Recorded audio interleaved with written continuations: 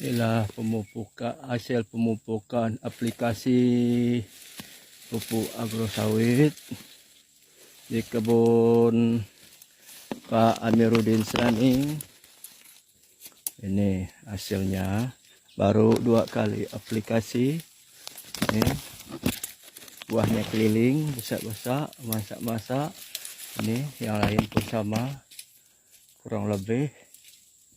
Ini pun buahnya keliling, keliling.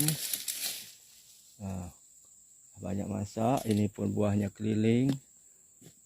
Ini masak-masak juga. Semua merata. Berondol pun dah banyak. Ini dah banyak dah. Kelewatan matang.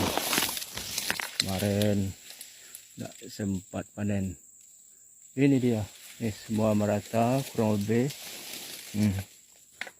Ini pun sama. Alhamdulillah. Sawit di Seraning. Sekian tanggal 9 bulan 6 2025.